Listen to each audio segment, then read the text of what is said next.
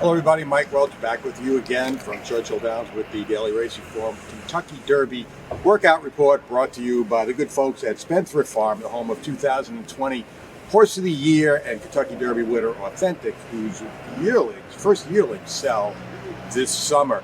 2 words to describe today's Derby Oaks workout session.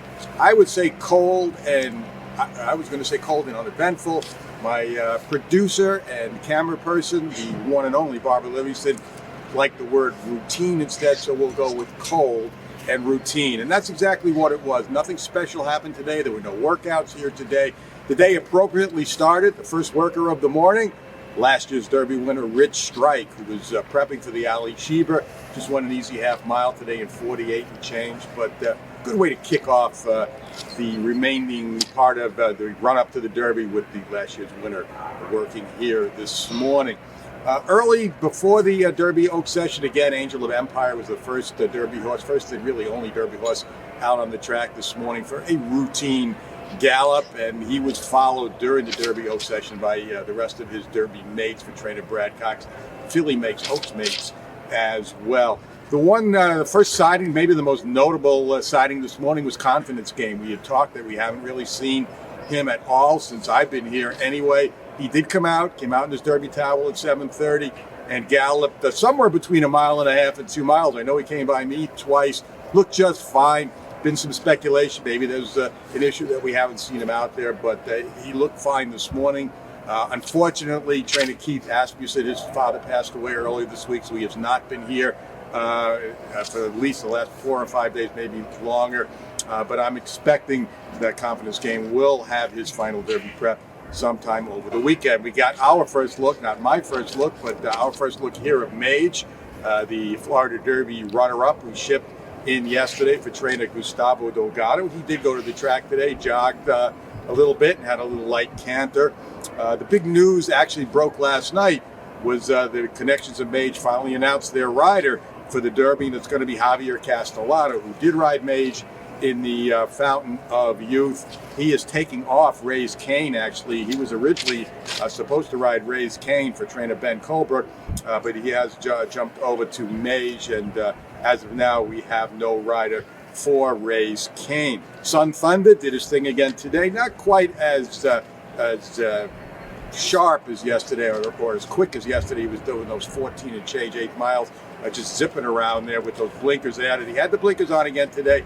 He was still about the quickest of the gallopers this morning, but not at quite such a frenetic pace today. And like I said yesterday, expect to see him work with those blinkers sometime over the weekend. Derma Sadagaki, both Japanese horses, again, the same routine schedule. He was out there another hour and 25 minutes, hour and a half. And I'm hearing that the 2 Japanese horses are slated to work here now tomorrow. So that's something to look forward to. They're going to work in company, from what I was told. So that'll be the highlight, I'm going to guess, of tomorrow's training session. Todd Pletcher, his 4 potential Derby starters, all out there again today, all looking fine. Like I said, Brad Cox's, the rest of them came out at 7:30. Same thing, all looking fine. It's kind of maintenance time now between their previous works and the upcoming final works, which are going to be moved up, I think. Weather in the forecast, rain's supposed to move in here Thursday night and into Friday.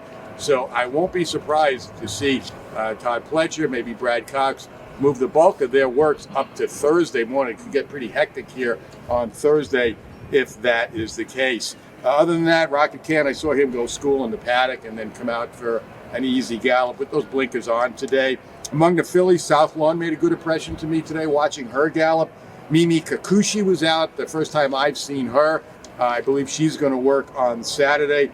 And the really big news of the day as far as the Oaks and Derby is concerned, down in Florida, Gulfstream Park, Dorth Vader had hit her final work for the Oaks. Now, she is a tremendous workhorse. She really touted herself working before that 46-1 upset of the Devona Dale.